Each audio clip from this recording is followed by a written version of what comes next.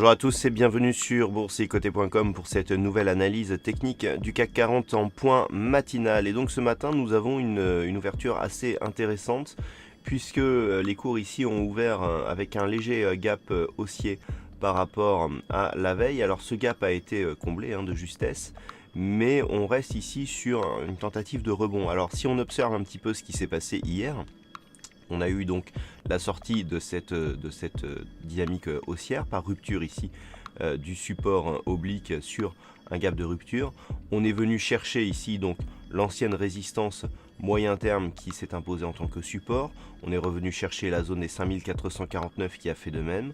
On a marqué un contact ici avec la bande de Bollinger inférieure et tout de suite on a rebondi. C'est assez intéressant, c'est que on est quand même dans une dynamique qui reste intéressante du point de vue de la dynamique haussière, puisque même si on est venu casser ici cette zone, on est venu tester une ancienne résistance qui est devenue support. Idem pour la zone oblique.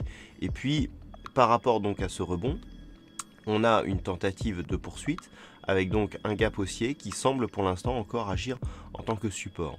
Toutefois, on a quand même cette cassure ici de cette oblique haussière qui définissait la précédente tendance. On a un contact ici sur la bande de Bollinger inférieure avec un retour sur la moyenne mobile 20 exponentielle. Donc en fait tout va se jouer entre ces deux zones aujourd'hui. Du point de vue des indicateurs techniques, on est sur une configuration où le rebond ici se manifeste, notamment sur le MACD, dont les histogrammes sont en train de changer de sens. On est toujours dans une dynamique baissière sur le RSI, suite à la sortie ici de sa zone de surachat qui est intervenue après une divergence baissière. Et puis le stochastique, quant à lui, qui est beaucoup plus réactif, est en phase de neutralisation. Alors, pour synthétiser tous ces éléments, ce qu'il convient d'observer, c'est effectivement ce retour sur cette moyenne mobile 20 exponentielle. Comme je vous l'indiquais, tout va se jouer entre ces deux zones. Première possibilité, on casse ici à la hausse cette moyenne mobile 20 exponentielle, et dans ce cas-là, on renforcera l'idée que, après avoir cassé ici ces résistances, on est venu les tester en support. On a marqué une petite phase de consolidation qui, on l'a vu hier sur la vue la plus directe, est venue chercher un retracement à 38,2% de Fibonacci. Et ensuite, on revient ici et on retourne vers la zone de point haut significatif. Ou alors, suite à ce contact ici sur la moyenne mobile 20 exponentielle, on revient sur cette zone de support à 5449 points, auquel cas on aura plus tendance à valider le retournement de la dynamique baissière, puisque nous avons, après des contacts multiples avec la bande de Bollinger supérieure et la moyenne mobile 20 exponentielle ici en rouge qui agissait comme support, on inverse le flux avec contact répété sur la bande de Bollinger inférieure et la moyenne mobile 20 exponentielle qui agit comme résistance. Donc en cas de dépassement ici et de poursuite du mouvement au-delà des 5495 points, on pourra renforcer l'idée ici d'avoir un retour sur cette zone des 5532.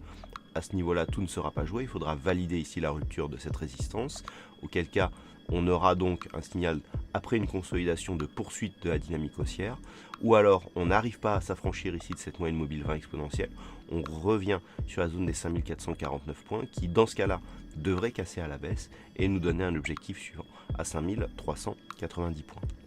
Voilà donc ce que l'on peut dire sur cette analyse technique en point matinal. Du point de vue macroéconomique, il faudra attendre 10 heures avec le PMI des services en zone euro qui sera dévoilé. À 10h30, nous aurons le PMI des services qui sera dévoilé en Grande-Bretagne. À 11h, on aura les chiffres de vente au détail pour la zone euro. À 14h15, du côté des États-Unis, nous aurons les ADP. Donc les chiffres de création d'emplois non agricoles qui préfigurent en général le NFP qui sera diffusé vendredi durant le Trading Live. À 16h, nous aurons l'indice PMI non manufacturier de l'ISM, suivi à 16h30 des stocks de pétrole brut. Donc pour tous ceux qui tradent le WTI, ça peut avoir un gros impact. Et puis à 22h, nous aurons une intervention du président de la Fed, M. Powell, qui interviendra. Donc attention au risque de volatilité à cette heure-ci. Voilà donc pour ce point matinal. Passez de bons trades et on se retrouve dès ce soir pour toutes les autres analyses techniques du site boursicoté.com.